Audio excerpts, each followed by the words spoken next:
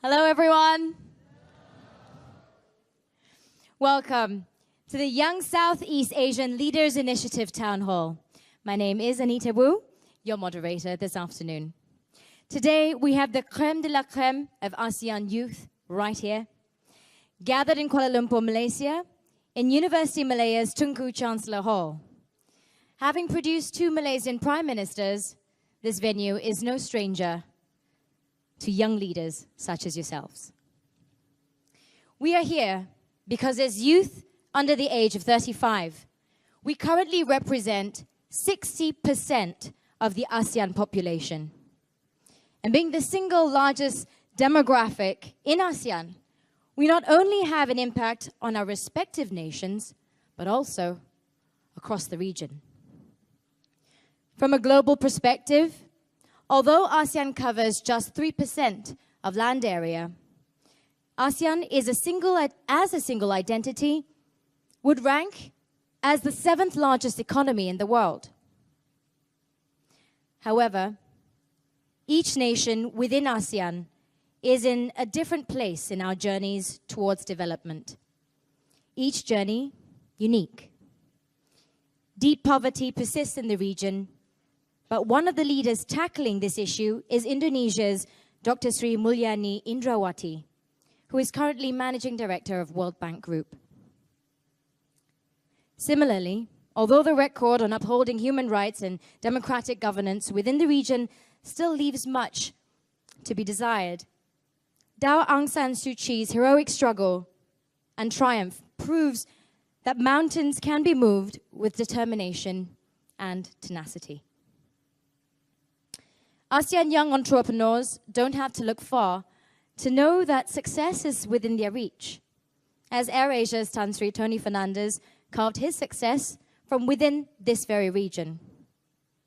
Moreover, with a thriving scene in Southeast Asia, creative scene, who knows, the next Jimmy Choo could be amongst us this very moment. As our region faces the challenges inherent in a rapidly developing nation and economy, where perspectives on education, business, environment must change with the times, we should use our ingenuity and entrepreneurial spirit to change how we plan to overcome these obstacles and emerge stronger than ever. Southeast Asia is one of the most diversity-rich regions, home to an array of cultures and histories. And as we know, it was once even home to President Obama. The future of ASEAN will lie in its ability to not only celebrate this diversity, but to harness it as a key building block for our success. Today, the President himself will be taking questions directly from those present here, as well as questions submitted by you through Facebook and Twitter from around the region. Without further ado, please join me in welcoming to stage the 44th President of the United States, President Barack Obama.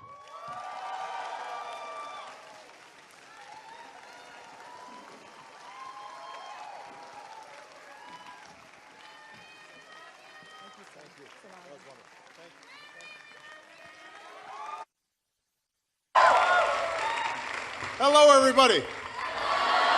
Oh, good afternoon. Selamat petang. Please, everybody have a seat. It is wonderful to be here, and it is wonderful to see all these outstanding young people here. I want to thank, first of all, the University of Malaya for hosting us. I want to thank the Malaysian people for making us feel so welcome. Anita, thank you for helping to moderate. Yeah, these trips are usually all business for me. But every once in a while, I want to have some fun. So I try to hold an event like this where I get to hear directly from young people like you. Because I firmly believe that you will shape the future of your countries and the future of this region. And I'm glad to see so many students who are here today, including young people from across Southeast Asia. And I know some of you are joining us online and through social media, and you'll be able to ask me questions too. Now, this is my 5th trip to Asia as president, and I plan to be back again later this year, not just because I enjoy the sights and the food, although I do, but because a few years ago I made a deliberate and strategic decision as President of the United States that America will play a larger, more comprehensive role in this region's future. I know some still ask what this strategy is all about, so before I answer your questions, I just want to answer that one question: why Asia is so important to America, and why Southeast Asia has been a particular focus.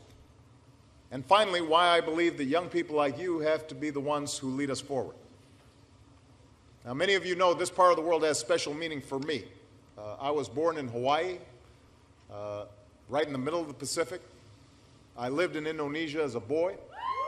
Hey! This is the Indonesian contingent. Yeah. Hey, that's where they're from. You know, my sister Maya was born in Jakarta.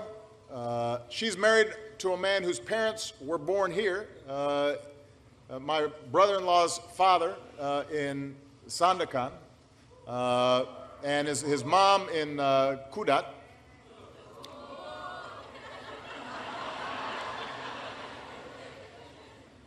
And my mother spent years working in the villages of Southeast Asia, helping women buy sewing machines or gaining an education so that they could better earn a living. And as I mentioned last night to His Majesty the King and the Prime Minister, I'm very grateful to the Islamic Arts Museum Malaysia for hosting an exhibit that showcased some of my mother's batik collection, because it meant a lot to her, and it's part of the connection that I felt and I continue to feel to this region. So the Asia Pacific, with its rich cultures and beautiful traditions and vibrant society, that's all part of who I am. It helped shape how I see the world. And it's also helped to shape my approach as president. And while our government, our financial centers, many of our traditions began along the Atlantic coast, America's always been a Pacific nation as well. Our biggest, most populous state is on the Pacific coast. And for generations, wave of immigrants from all across Asia, from different countries and races and religions, have come to America and contributed to our success.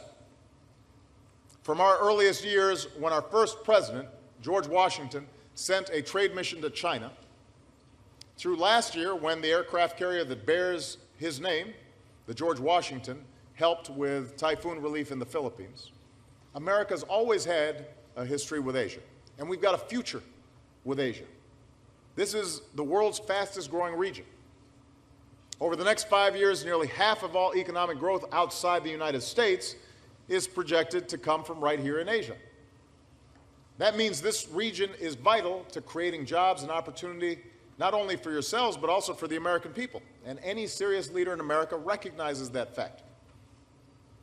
And because you're home to more than half of humanity, Asia will largely define the contours of the century ahead, whether it's going to be marked by conflict or cooperation, by human suffering or human progress. So this is why America's refocused our attention on the vast potential of the Asia-Pacific region. My country's come through a decade in which we fought 2 wars and an economic crisis that hurt us badly, along with countries all over the globe. But we've now ended the war in Iraq. Our war in Afghanistan will end this year. Our businesses are steadily creating new jobs, and we've begun addressing the challenges that have weighed down our economy for too long, reforming our healthcare and financial systems, raising standards in our schools, building a clean energy economy, cutting our fiscal deficits by more than half since I took office. So we've been busy at home. The crisis still confronts us in other parts of the world, from Middle East to Ukraine. But I want to be very clear. Let me be clear about this, because some people have wondered whether, because of what happens in Ukraine or what happens in the Middle East, whether this will sideline our strategy. It has not. We are focused, and we're going to follow through on our interest in promoting a strong U.S.-Asia relationship. America has responsibilities all around the world, and we're glad to embrace those responsibilities. And yes, sometimes we have a political system of our own, and it can be easy to lose sight of the long view. But we have been moving forward on our rebalance to this part of the world by opening ties of commerce and negotiating our most ambitious trade agreement, by increasing our defense and educational exchange cooperation, and modernizing our alliances, by participating fully in regional institutions like the East Asia Summit, building deeper partnerships with emerging powers like Indonesia and Vietnam, and increasingly we're building these partnerships throughout Southeast Asia. Since President Johnson's visit here to Malaysia in 1966, there's perhaps no region on earth that has changed so dramatically. Old dictatorships have crumbled. New voices have emerged. Controlled economies have given way to free markets. What used to be small villages, kampongs, are now gleaming skyscrapers. The 10 nations that make up ASEAN are home to nearly 1 in 10 of the world's citizens. And when you put those countries together, you're the 7th largest economy in the world, the 4th largest market for American exports, the #1 destination for American investment in Asia. And I'm proud to be the first American president to meet regularly with all 10 ASEAN leaders, and I intend to do it every year that I remain president.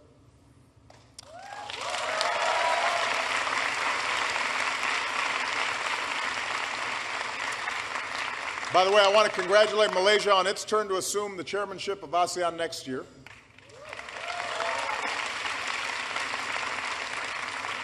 You know, Malaysia plays a central role in this region that will only keep growing over time, with an ability to promote economic growth and opportunity and be an anchor of stability and maritime security. Now, one of the things that makes this region so interesting is its diversity. You know, that diversity creates a unique intersection of humanity. People from so many ethnic groups and backgrounds and religions and political beliefs. It gives Malaysia, as one primary example, the chance to prove, as America constantly tries to prove, that nations are stronger and more successful when they work to uphold the civil rights and political rights and human rights of all their citizens.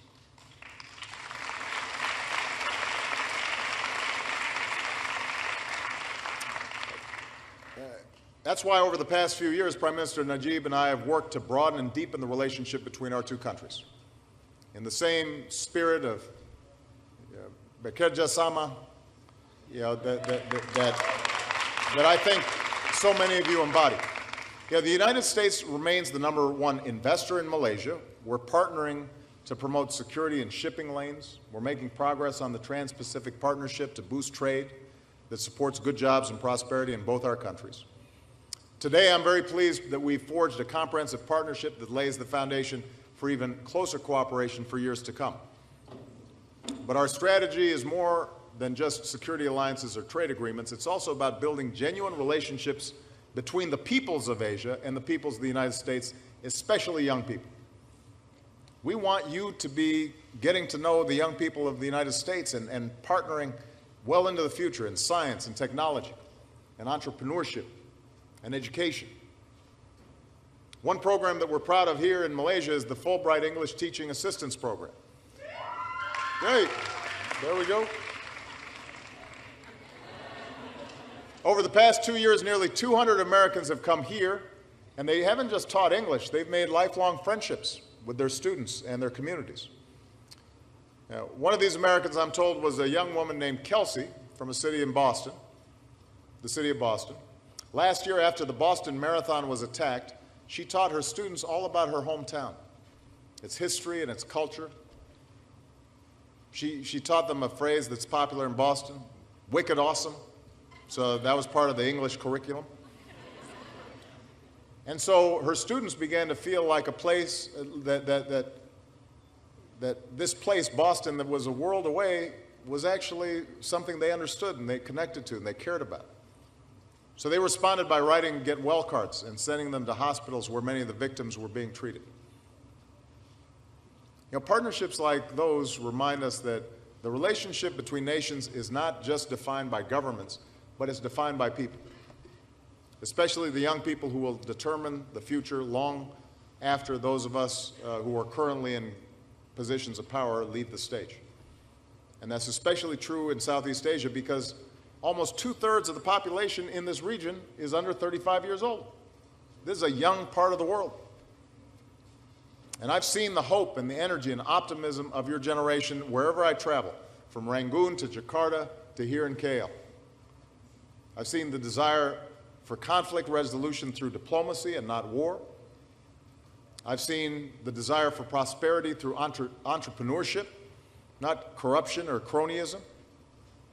I've seen a longing for harmony, not by holding down one segment of society, but by upholding the rights of every human being, regardless of what they look like, or who they love, or how they pray. And so you give me hope. Robert Kennedy once said, "It is a revolutionary world that we live in, and thus it is young people who must take the lead." And I believe it is precisely because you've come of age in such a world, with fewer walls, with instant information. You know, you have the world at your fingertips, and you can change it for the better. And I believe that together we can do things that your parents, your grandparents, your great-grandparents would have never imagined. So today I'm proud that we're launching a new Young Southeast Asian Leaders Initiative to increase and enhance America's engagement with young people across the region. You're part of this new effort. You're the next generation of leaders in government and civil society and business and the arts. Some of you have already founded nonprofit organizations to promote human rights or prevent human trafficking or encourage religious tolerance and interfaith dialogue. Some of you have started projects to educate young people on the environment and engage them to protect our air and our water and to prevent climate change. Some of you have been building your own ASEAN-wide network of young leaders to meet challenges like youth unemployment. And I know that some of you have been spending this weekend collaborating on solutions to these major issues.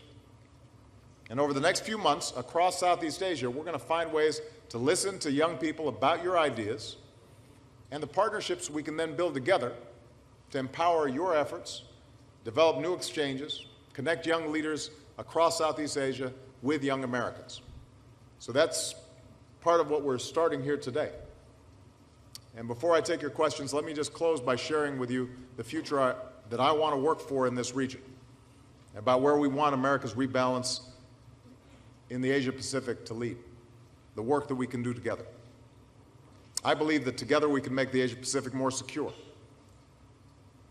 You know, America has the strongest military in the world, but we don't seek conflict. We seek to keep the peace. We want a future where disputes are resolved peacefully and where bigger nations don't bully smaller nations. All nations are equal in the eyes of international law. We want to deepen our cooperation with other nations on issues like counterterrorism and privacy, but also humanitarian aid and disaster relief, which will help us respond quickly to catastrophes like the tsunami in Japan or the typhoon in the Philippines. We want to do that together. Together, we want to make the Asia-Pacific more prosperous, with more commerce and shared innovation and entrepreneurship. And we want to see broader and more inclusive development and prosperity.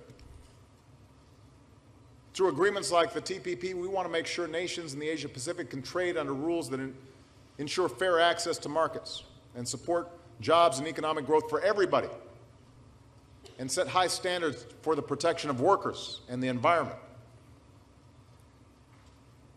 Together, we want to make the Asia-Pacific and the world cleaner and more secure. You know, the nations of this region are uniquely threatened by climate change. No nation is immune to dangerous and disruptive weather patterns, so every nation is going to have to do its part. The United States is ready to do ours. Last year, I introduced America's first ever climate action plan to use more clean energy and less dirty energy and cut the dangerous carbon pollution that contributes to climate change. So we want to cooperate with countries in Southeast Asia to do the same, to combat the destruction of our forests. We can't condemn future generations to a planet that is beyond fixing. We can only do that together. Together we can make this world more just. You know, America is the world's oldest constitutional democracy. That means we're going to stand up for democracy. It's a part of who we are. And we do this not only because we think it's right, but because it's been proven to be the most stable and successful form of government. In recent decades, many Asian nations have shown that different nations can realize the promise of self-government in their own way. They have their own path. But we must recognize that democracies don't stop just with elections. They also depend on strong institutions and a vibrant civil society, an open political space, and tolerance of people who are different than you. We have to create an environment where the rights of every citizen, regardless of race or gender or religion or sexual orientation, are not only protected but respected. So we want a future where nations that are pursuing reform, like Myanmar, like Burma, consolidate their own democracy and allow for people of different faiths and ethnicities to live together in peace. We want to see open space for civil society in all our countries so that citizens can hold their governments accountable and improve their own communities. We want to work together to ensure that we're drawing on the potential of all our people, and that means ensuring women have full and equal access to opportunity, just like men.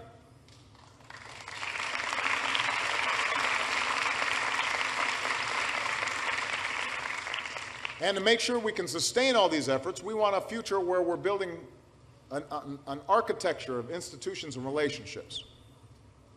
For America, that always begins with our alliances, which serve as the cornerstone of our approach to the world. But we also want to work with organizations like ASEAN and in forums like APEC and the East Asia Summit to resolve disputes and forge new partnerships. And we want to cooperate with our old allies and our emerging partners and with China. We want to see a peaceful rise for China because we think it can and should contribute to the stability and prosperity that we all seek. So that's the shared future I want to see in the Asia Pacific. Now, America cannot impose that future. It's one that we need to build together in partnership with all the nations and peoples of the region, especially young people. That vision is within our reach if we're willing to work for it. You know, this world has its share of threats and challenges, and that's usually what makes the news. We know that progress can always be reversed, and that positive change is achieved not through passion alone, but through patient and persistent effort. But we've seen things change for the better in this region and around the world because of the effort of ordinary people. Together, working together. It's possible. We've seen it in the opportunity and progress that's been unleashed in this amazing part of the world. So I've only been in Malaysia for a day, but I've already picked up a new phrase. Malaysia boleh. Malaysia can do it. Now, I have to say we have a similar saying in America, yes, we can. That's the spirit in which I hope America and all the nations of Southeast Asia can work together, but it's going to depend on your generation to carry it forward. Because presidents and prime ministers, they can help lay the foundation, but you've got to build the future. So now, I want to hear directly from you. I want to hear your aspirations for your own lives, your hopes for your communities and your culture, what you think we can do together in the years to come. All right? Terima kasih banyak. Anita? Good. I've got my mic here. Thank you very much, Mr. President. If you may. Well, I'm going to take the first question, and then I think Anita's going to take a question from social media. Oh, this is tough because we have so many outstanding young people. I'll call on this young lady right here, right in the front. Tell me your name. If you're going to school, tell me what level you're at, what year you are in school, and where you're from. Hi, Mr. President. My name is Sukim. I'm from Cambodia, and I went to Institute of Foreign Languages, the Royal University of Phnom Penh. And I've got a very simple question for you. What was your dream when you were in your 20s? And did you achieve it? And if so, how did you achieve it?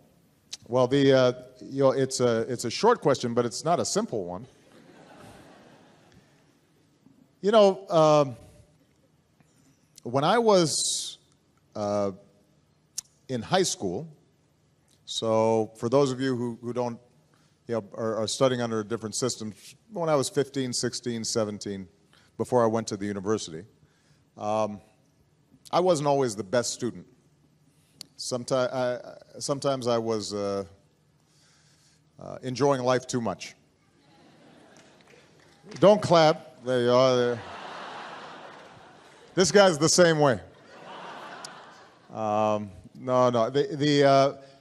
Part of it I was rebelling. It was, which is natural for young people that age. I didn't know my father, and so my family life was complicated. So I didn't always focus on my studies. And that probably carried over into the first 2 years of university, but around the age of 20, I began to realize that I could have an impact on the world if I applied myself more. I became interested in social policy and government, and I decided that I wanted to work in the nonprofit sector for people who were disadvantaged in the United States. And so I was able to do that for 3 years after I graduated from college. That's how I moved to the city of Chicago. I was hired by a group of churches to work in poor areas to help people get jobs and help improve housing and give young people more opportunity. And that was a great experience for me, and then it led me to go to law school and to practice civil rights law, and then ultimately to run for elected office. And when I think back to my journey, my path, I think the most important thing for me, and maybe the most important thing for all the young people here, is to realize that you really can have an impact on the world.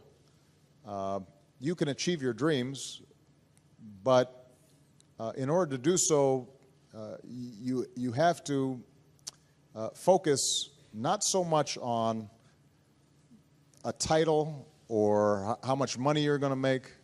You have to focus more on what kind of influence and impact are you going to have on other people's lives. What good can you do in the world? Now, that may involve starting a business, but if you want to start a business, you should be really excited about the product or the service that you're making.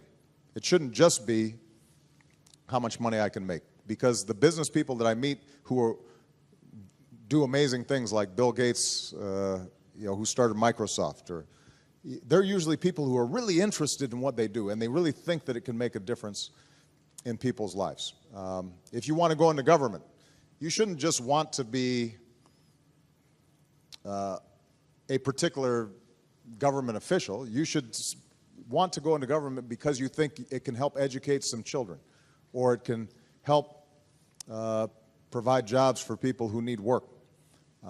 So I think the most important thing for me was when I started thinking more about other people and how I could have an impact in my larger society and community, and wasn't just thinking about myself. That's when I think your dreams can really take off. Because if you're only thinking about you, then your world is small. If you're thinking about others, then your world gets bigger. Okay? Good. Thank you. Thank you, Mr. President. We now have a question from the social media, which we've been collecting over the week. Okay. The question comes from our friend Saw Tet Aungkant from Burma, or Myanmar. And he asks, Mr. President, what would be your own keywords or encouragement for each of us leaders of our next generation, while we are cooperating with numerous diversities, such as different races, languages, beliefs, and cultures, not only in Myanmar, but also across ASEAN? Good. Thank you. Well, it's a great question. If you look at the biggest source of conflict and war and hardship around the world, one of the most, if not the most important reasons is people treating those who are not like them differently, right? So in Myanmar right now, they're going through a transition after decades of repressive government. They're trying to open things up and make the country more democratic, and that's a very courageous process that they're going through. But the danger, now that they're democratizing, is that there are different ethnic groups and different religions inside of Myanmar, and if people start organizing politically around their religious identity or around their ethnic identity as opposed to organizing around principles of justice and rule of law and democracy, then you can actually start seeing conflicts inside those countries that could move Myanmar in a very bad direction.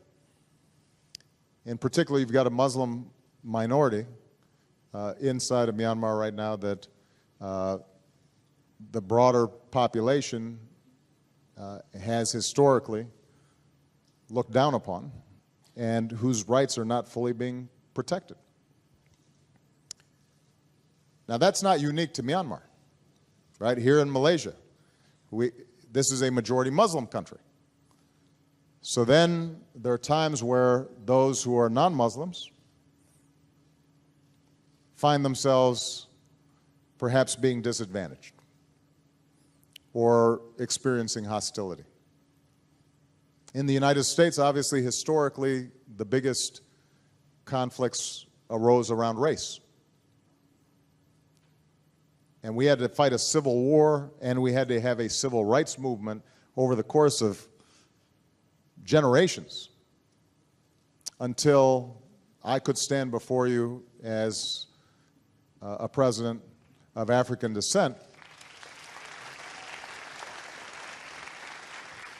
But of course, you know, the job's not done. There's still discrimination and prejudice and ethnic conflict inside the United States that we have to be vigilant against. So my point is, all of us have within us biases and prejudices of people who are not like us, or were not raised in the same faith, or come from a different ethnic background. But the world is shrinking. It's getting smaller. You could think that way when we were all living separately in villages and tribes, and we didn't have contact with each other. We now have the internet and smartphones, and our cultures are all colliding. The world has gotten smaller. And no country is going to succeed if a part of its population is put on the sidelines because they're discriminated against. Malaysia won't succeed if non-Muslims don't have opportunity. Myanmar won't succeed if the Muslim population is oppressed. No society is going to succeed if half your population, meaning women, aren't getting the same education and employment opportunities as men. So I think the key point for all of you, especially as young people, is you should embrace your culture. You should be proud of who you are and your background, and you should appreciate the differences in language and food, and how you worship God is going to be different. And those are things that you should be proud of. But it shouldn't be a tool to look down on somebody else. It shouldn't be a reason to discriminate. And you have to make sure that you are speaking out against that in your daily life, and as you emerge as leaders, you should be on the side of politics that brings people together rather than drives them apart. That is the most important thing for this generation.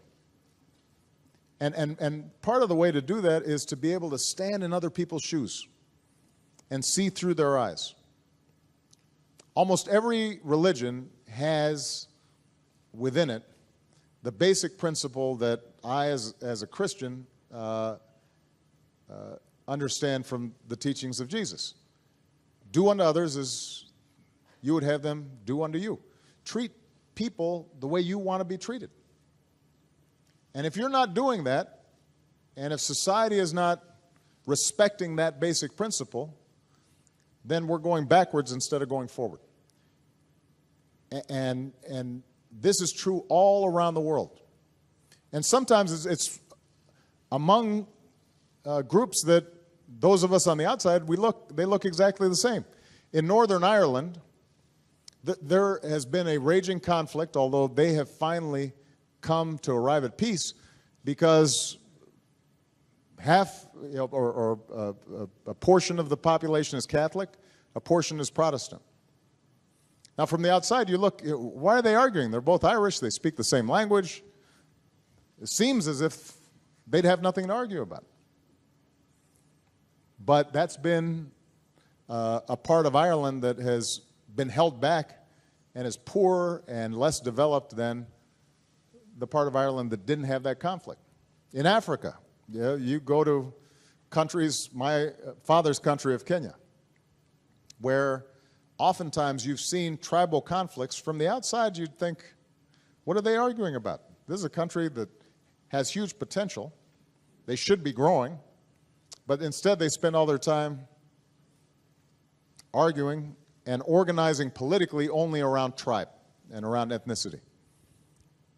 And then when one gets on top, they're suspicious and they're worried that the other might take advantage of them, and when power shifts, then it's payback.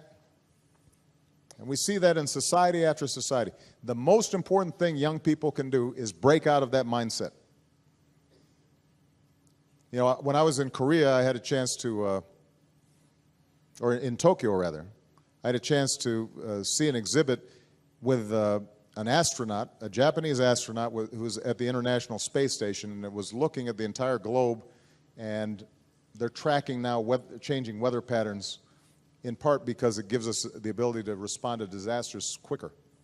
And when you see astronauts from Japan or from the United States or from Russia or others working together, and they're looking down at this planet from a distance, you realize we're all on this little rock in the middle of space. And the differences that seem so important to us from a distance dissolve into nothing. And so we have to have that same perspective, respecting everybody, treating everybody equally under the law. That has to be a principle that all of you uphold. All right? Good. Great question. Let me call on the, I'm going to go boy, girl, so that everybody gets a fair chance. Let's see. Hold on. Oh, this gentleman right here. Right there with the glasses. Yeah. There you go. Hello, Mr. President. Hello. My name is Lukman, and I'm from Malaysia. Currently with Yes Alumni Malaysia. Well, I have a question. I wonder what was your first community service project that you did in life, and how did the project impact your community? Thank you so much. That's a great question. I told you that when I graduated from college, I wanted to work in poor neighborhoods, and so I moved to Chicago and I worked, this community had gone through some very difficult times. The steel plants there, the steel mills had closed. A lot of manufacturing was moving out of America or becoming technologically obsolete, these old mills. And so these were areas that had been entirely dependent on steel. And as those jobs left, the communities were being abandoned. And there was also racial change in the area. They had been predominantly white, then blacks and Latinos had moved in, and there was fear among the various groups. So they had a lot of problems. I will tell you this, that what I did was I organized a series of meetings listening to people to find out what they wanted to do something about first. The most immediate problem they saw was there was a lot of crime that had emerged in the area, but they didn't quite know how to do anything about it. So I organized a meeting with the police commander so that they could file their complaints directly to the police commander and try to get more action to create more safe space in those communities for children and to end people standing on street corners, and because it was depressing the whole community. Now, here's the main thing I want to tell you. That first meeting, nobody came. It was a complete failure. And I was very depressed. Because I thought, well, everybody said that they were concerned about crime, but when I organized the meeting, nobody came. And what it made me realize is that if you want to bring about change in a community or in a nation, it's not going to happen overnight. Usually it's very hard to bring about change because people are busy in their daily lives, they have things to do.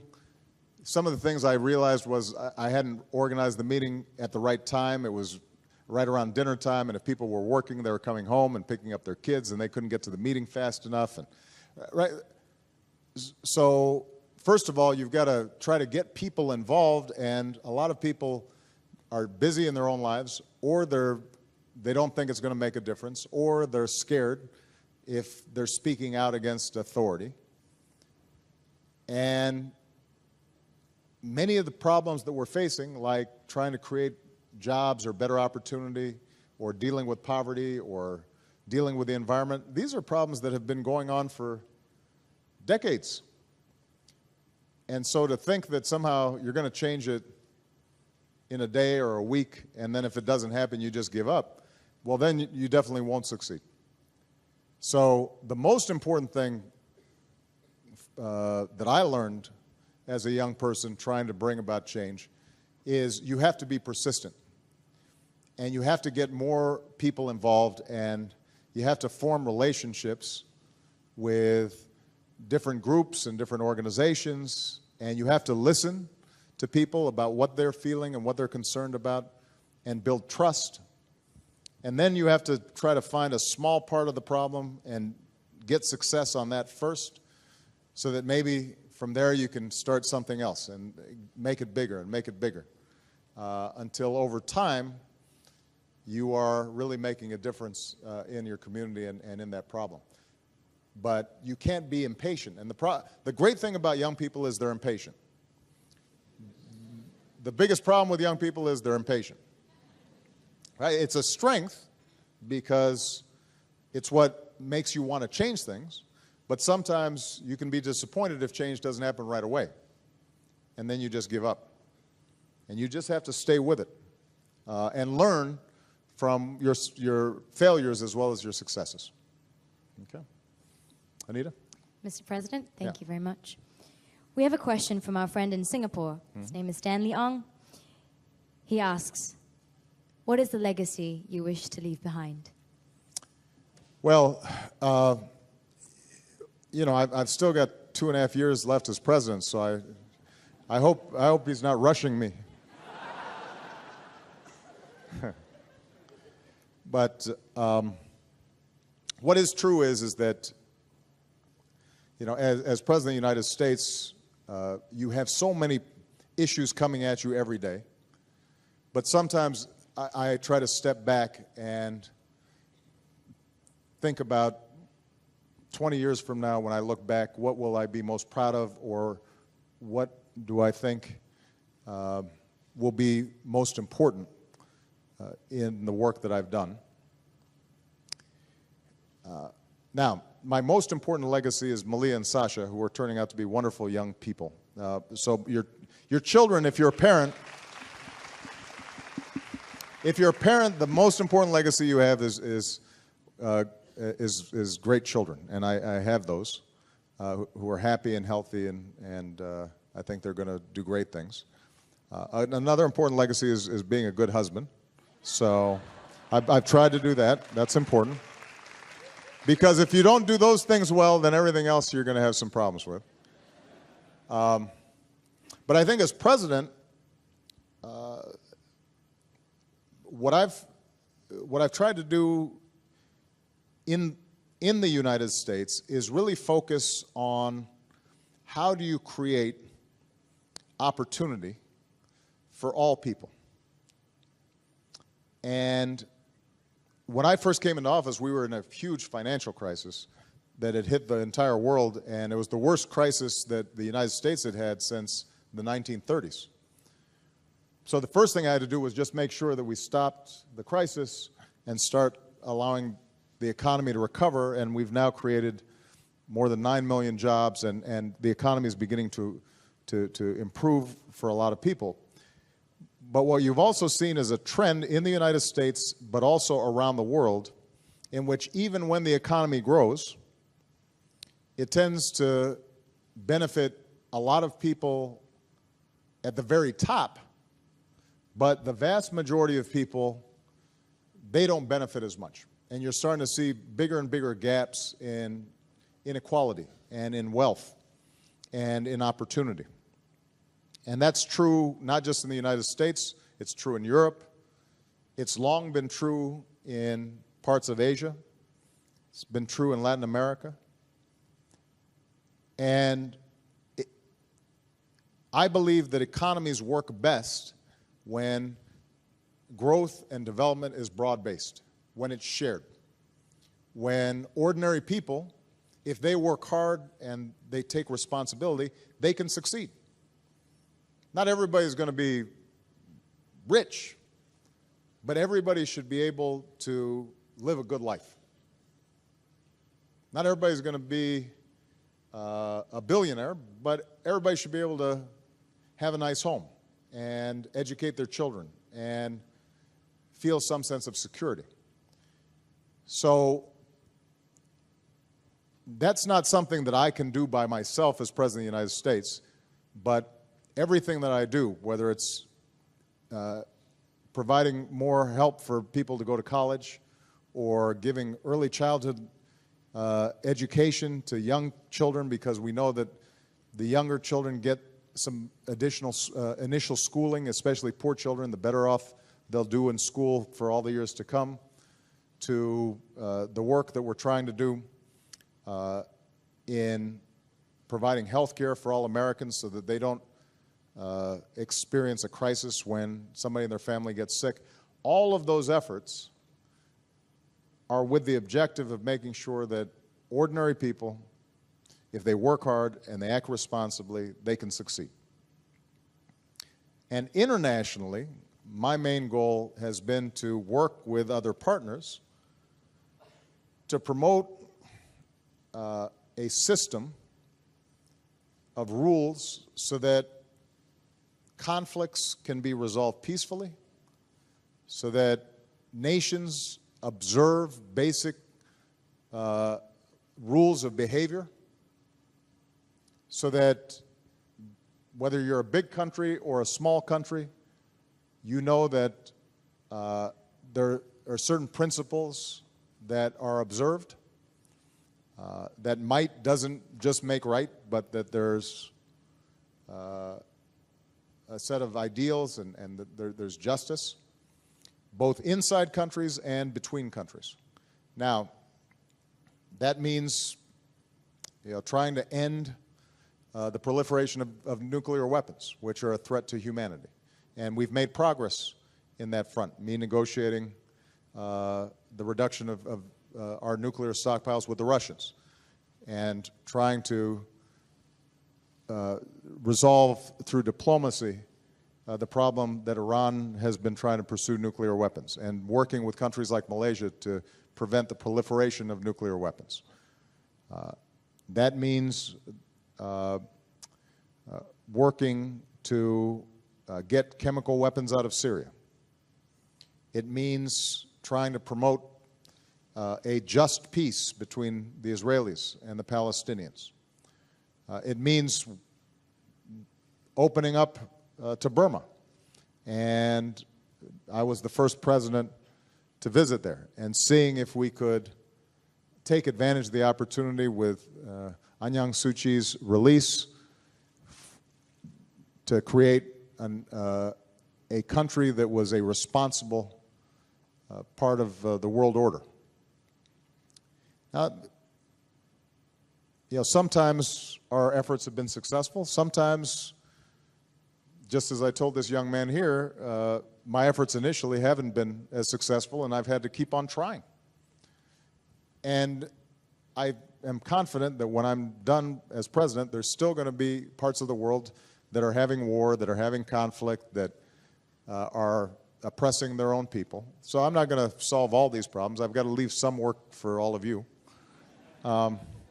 But what I do hope is that I will have made progress on each of those fronts. So that, if when I leave I can say, there are a few more countries that are democracies now, and the United States helped. If there are countries where I can say, or areas of the world where I can say, we avoided conflict between two countries because we helped to mediate a dispute, I'll be proud of that. If there are countries where the spotlight has been shined internationally on the oppression of a minority group, and it has forced that country to change its practices, that will be a success. But I don't consider, I don't think I can do that by myself, of course. I can only do that not only with the cooperation and consultation of other leaders, but it's also other citizens of the world. All of you and people in various regions, they've got to want more justice and more peace in order for us to achieve it. Sometimes the United States is viewed as, on the one hand, the cause of everybody's problem, or on the other hand, the United States is expected to solve everybody's problem. And we are a big, powerful nation, and we take our responsibilities very seriously. But we can only do so much. Ultimately, the people in these countries themselves have to partner with us, and because we have problems in our own country that we have to solve. But hopefully, I'm also lifting up certain universal principles and ideals that all of us can embrace and share. All right. It's a woman's turn. It's a young woman's turn. I've got to, let's see who's back here. No, it's a young lady's turn. Okay, this young lady right here. Since the microphone's right there. Yeah. Good afternoon, Mr. President. Welcome to Malaysia. So gathering from what you've said, I think it's a shared consensus that youth worldwide can be the catalyst to plant the seeds for an early conditioning on certain global issues, yeah? So my question is, how exactly can America lead us youth internationally in championing such issues? For example, climate change, women empowerment, poverty eradication, particularly to bring the human race together. It appears that a lot of policies are being put in place, but a lot of these policies are being put in place by the Gen X's, or the baby boomers. People like us, the Gen Ys, really don't have a say in these policies, but we are supposed to champion them. So how are we supposed to do all these things? Well, the First of all, I don't. I'm trying to figure out which generation I am. You got baby boomers, then Gen X, and then this is Gen Y. We're on Y. Is Z? Are they here yet, or that's next? Well, first of all, just to be very specific, as I said in my speech, part of the reason that I like to meet with young people is to get their suggestions and their ideas. But then what we try to do is set up a process and a network of young leaders who can share ideas with each other and with us to let us know how they think we can empower you. So coming out of this meeting, there will be mechanisms through social media and in our embassies in each of the 10 ASEAN countries where we're going to be bringing together youth leaders to talk to each other about their plans, what their priorities are, how they think the United States can be most helpful, and we're going to take your suggestions. And let's take the example of something like climate change. The voice of young people on this issue is so important because you are the ones who are going to have to deal with the consequences of this most significantly. You know, I rode with Prime Minister Najib from our press conference to the new Magic Center that's been set up here, an entrepreneurial center that came out of our Global Entrepreneur Summit that was hosted here in Malaysia. And on the ride over, it hadn't started raining yet, but you could tell it was going to be raining soon.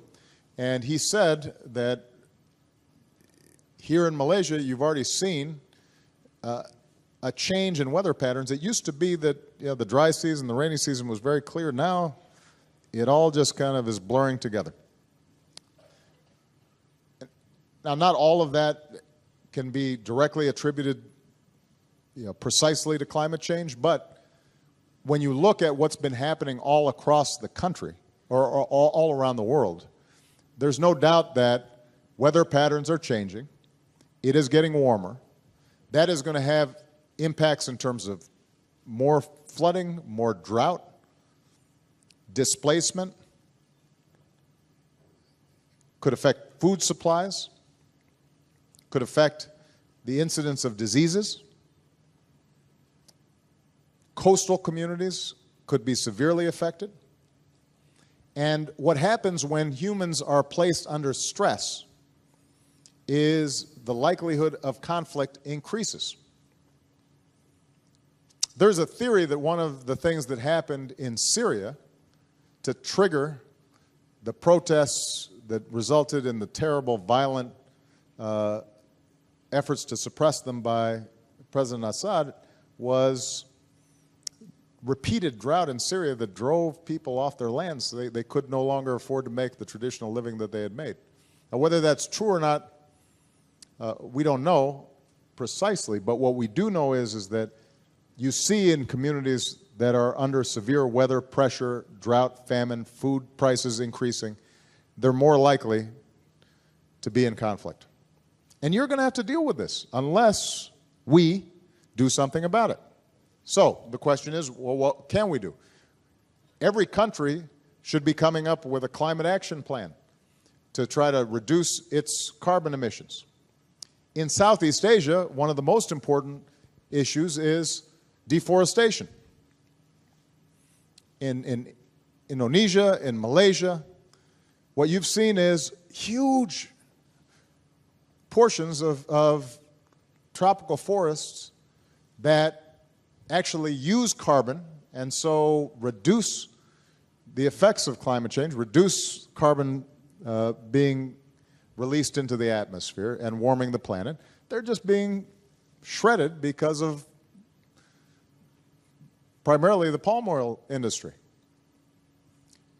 And there are large business interests behind that industry. Now, the question is, are we going to, in each of those countries, say, how can we help preserve these forests whilst using a different approach to economic development that does less to damage the atmosphere.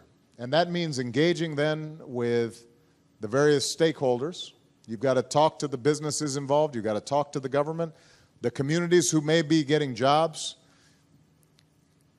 because their first priority is feeding themselves. So if you just say, we've got to stop cutting down the forest, but you don't have an alternative opportunity for people, then they may just ignore you. So there are going to be all kinds of pieces just to that one part of the problem. And each country may have a different element to it. The point, though, is that you have to be part of the solution, not part of the problem. You have to say, this is important. You don't have to be a climate science expert, but you can educate yourselves on the issue. You can discuss it with your peer groups. You can organize young people to interact with international organizations that are already dealing with this issue. You can help to publicize it. You can educate your parents, friends, co-workers, and through that process, you can potentially change policy. So, it will take years. It will not happen next week, but our hope is that through this network that we're going to be developing, that we can be a partner with you in that process. All right?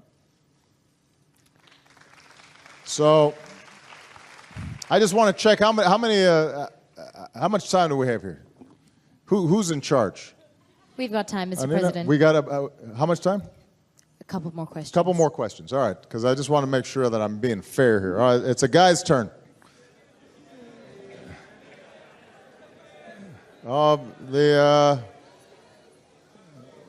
Let's see. All right, how about this guy? Because I like his haircut. The guy with the spiky hair, right there. All right. Yes. Selamat sejahtera, Mr. President.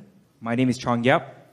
I'm an event organizer and the curator of TEDx Youth at KL. In your opinion, what are the top 3 advice to fellow Malaysians and government to become a developed country in 6 years' time? As this is one of our country's visions, and I think it's important for fellow Malaysians to contribute together in order to achieve that. Thank you. Well, I had an extensive conversation with Prime Minister Najib about his development strategy. First of all, Malaysia is now a middle-income country. It's done much better than many other countries in per capita income and growth over the last 2 decades. And there's been some wise leadership that has helped to promote Malaysian exports and helped to train its people. You've got high literacy rates, which is critically important. Investing in people is the single most important thing in a knowledge economy. Right? Traditionally, wealth was defined by land and natural resources. Today, all the most important resources between our ears. And Malaysia has made a good investment in young people. So that continues to be, I think, the most important strategy for growth in the 21st century. And in the United States, my main focus is improving our education system and lifelong learning. Because part of what's changed in the economy, in the 20th century, you got a job at a company, you might stay there for 30 years. Things didn't change that much. Now, you may be at one company and that company may be absorbed and you might have to retrain for a new job because the thing that you were doing before has been made obsolete because of technology. So we have to keep on investing in not only elementary school and secondary school and even universities, but in the United States, for example, we have a system of community colleges and job training where somebody who's in their 30s or even 40s or 50s can go back, get retrained, get more skills, adapt to a new industry, and then be a productive citizen.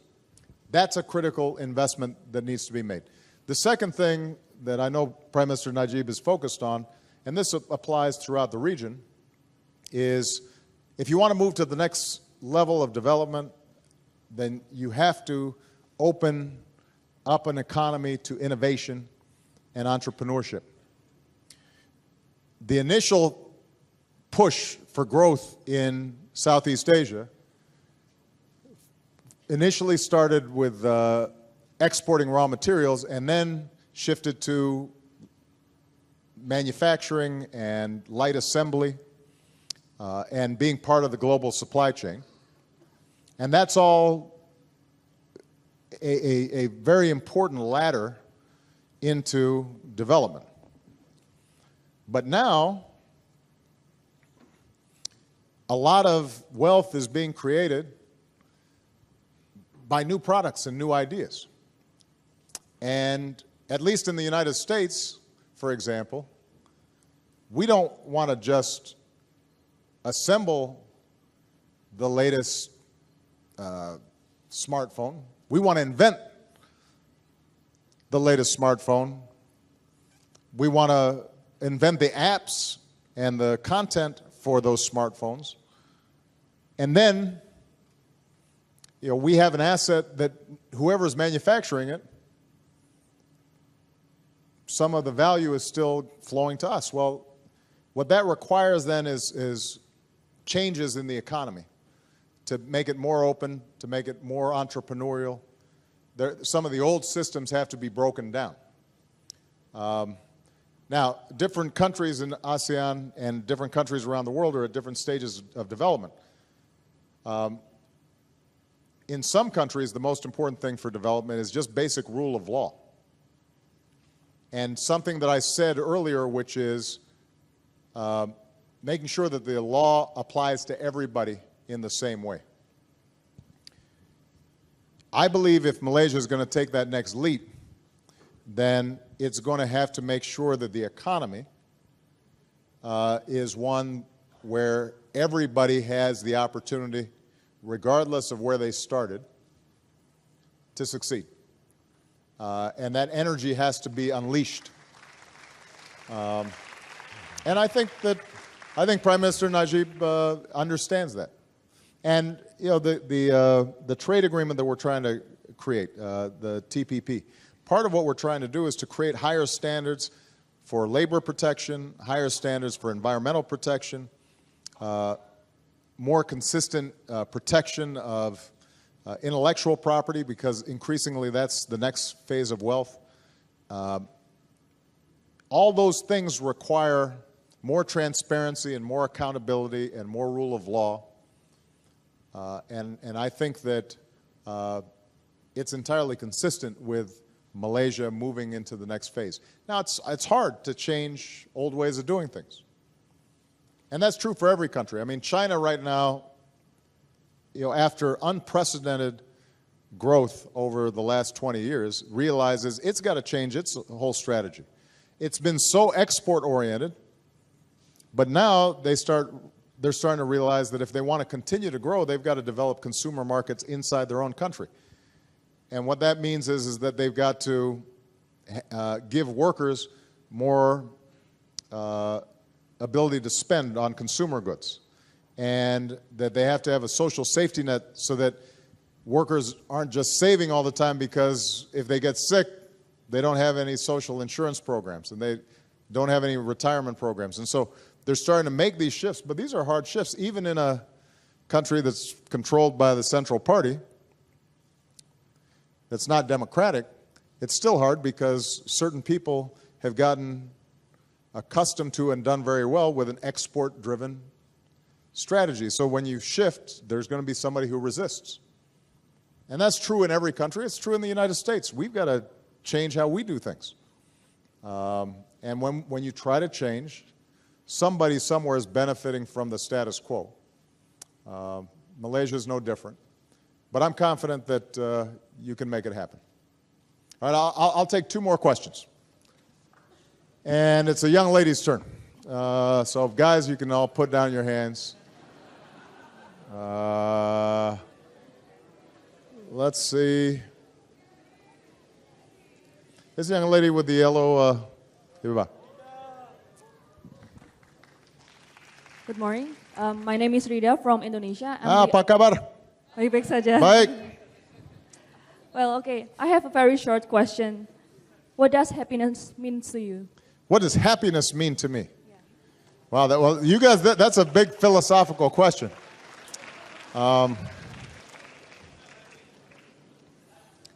Well, I mentioned earlier my family, and it really is true that the older I get, the more, when I think about when I'm on my deathbed, I mean, I don't think about this all the time. I don't want you to think. I'm still fairly young. But when I think at the end of my life and I'm looking back, what will have been most important to me, I think it's the time I will have spent with the people I love. And so that makes me happy. But I also think that as I get older, what's most important to me is feeling as if I've been true to my beliefs and that I've lived with some integrity. Now, that doesn't always make you happy in the sense of you're laughing or,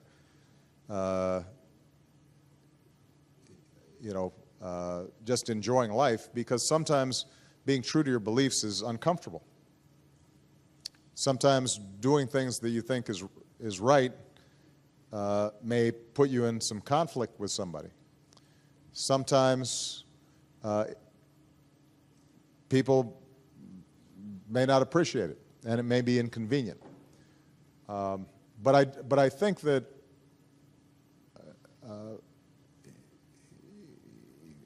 part of being satisfied, at least with life, as you get older, is feeling as if you know that every day you wake up and there's certain things you believe in, for example, respecting other people or showing kindness to others, or trying to promote justice, or whatever it is that you think is best in you, and that at the end of each day you can say, okay, you know what, I was consistent with what I say I'm about, what I say I believe in, the image I have of myself. And when I'm uncomfortable is when I think, I didn't do my best today. Maybe I didn't speak out when I should have spoken out. Maybe I didn't work as hard on this issue as I should have worked. Then, I'm tossing and turning, and I don't feel good. And I think that having that kind of integrity is important. Where you can look at yourself in the mirror and you can say, okay, I am who I want, who I say I want to be. And nobody's perfect, and everybody's going to make mistakes, but I think if you feel as if you're always striving towards your ideals, then you'll feel okay at the end. All right? Okay. Last question, and it's let's see. No, it's a guy's question. Women, put down your hands.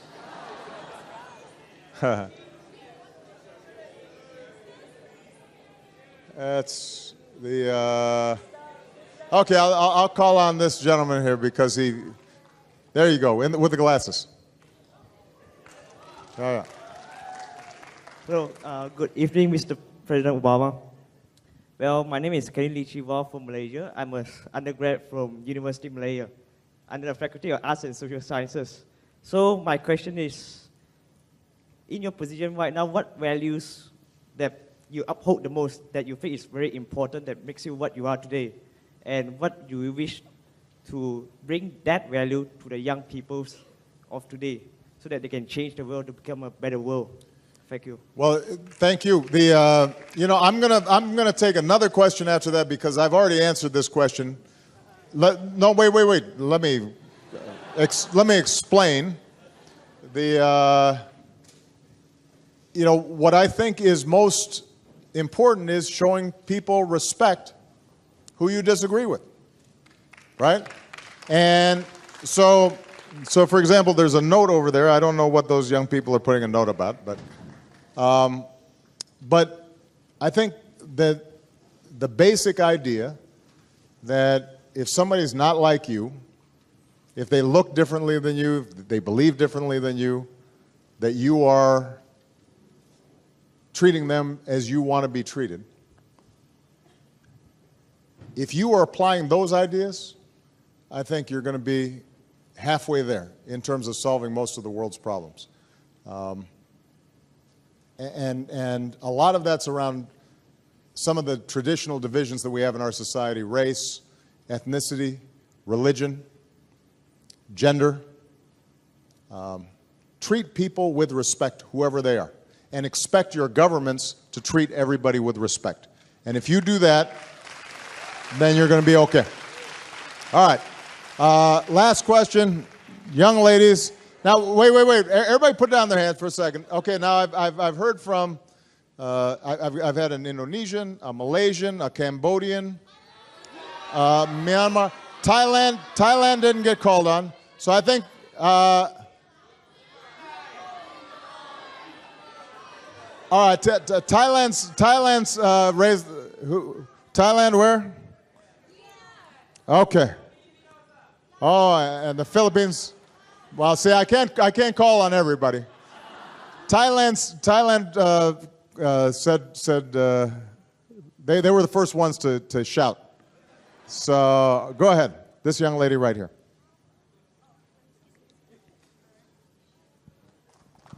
Sawadee ka. Hi, Mr. President. Very short question. What are the things that you regret nowadays, like you should have done in the past? What are the things that I regret? Oh, the list is so long.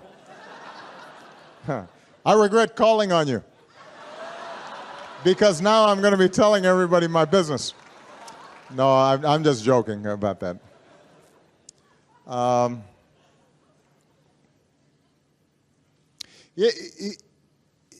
now 52. And, you know, I still feel pretty good. I'm a little gray-haired. But I will tell you two things I regret. One is very specific, one is more general. The specific thing is I regret not having spent more time with my mother because she died early. She got cancer, and right around when she was my age, actually, she was just a year older than I am now, she died. It happened very fast in about 6 months. And I realized that, you know, there was a stretch of time from when I was, let's say, 20 until I was 30, where I was so busy with my own life that I didn't always reach out and communicate with her and ask her how she was doing and tell her about things. I was nice, and I'd call and, write once in a while. But this goes to what I was saying earlier about what you remember in the end, I think, is the people you love. I realized that I didn't every single day, or at least more often, just spend time with her and find out what she was thinking and what she was doing, because she had been such an important part of my life. Now that's natural as young people. As you grow up, you become independent. But for those of you, who have not called their parents lately, I would just say that is something actually I regret. The more general answer is I regret wasting time. When I think when I was young, I spent a lot of time on things that I realize now were not very important. And I wish I had used my time more wisely. And so now I don't want people to spend every minute of every day working all the time, because you have to enjoy life, and you have to have friends, and you have to appreciate all that life has to offer.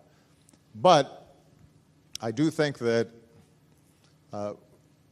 in America at least, but now I think worldwide, we spend an awful lot of time on diversions. Watching TV or playing video games, or and all that time, when you add it all up, I say to myself, I could have spent more time learning a foreign language, or I could have spent more time working on a project that was important. And I think it would be useful for all of you to consider how you're spending your time. And make sure that you're making every day count. Let me just say this by way of thank you to all of you. I think you've asked terrific questions. I'm so impressed with all of you and what you have done and what you'll do in the future. I do want you to feel optimistic about your future, even though I told you about some problems like climate change that seem so big now. I always say we get White House interns to come in, and they work at the White House, and they're there for 6 months, and then I usually speak to them at the end of 6 months. And I always tell them that despite how hard sometimes the world seems to be, and all you see on television is war and conflict and poverty and violence, the truth is that if you had to choose when to be born, not knowing where or who you would be, in all of human history, now would be the time. Because the world is less violent, it is healthier, it is wealthier, it is more tolerant, and it offers more opportunity than any time in human history for more people than any time in human history. Now, that doesn't mean that there aren't still terrible things happening around the world or in this region, or we still have things like human trafficking, and we still have terrible abuse of children, and there are conflicts, and so there are all kinds of things that we're going to have to tackle and deal with. But you should know that with each successive generation, things have improved just a little bit. And over time, that little bit adds to a lot. And it's now up to you, the next generation, to make sure that 20 years from now or 30 years from now, people look back and say, wow, things are a lot better now than they were back then. And there will still be problems 20 or 30 years from now also, but there'll be different problems because you will have solved many of the problems that exist today. And America wants to be a partner with you in that process. So good luck. Thank you, everybody. Thank you very much, Mr. President. It's been a wonderful opportunity, and we appreciate it very much. Thank you, everybody.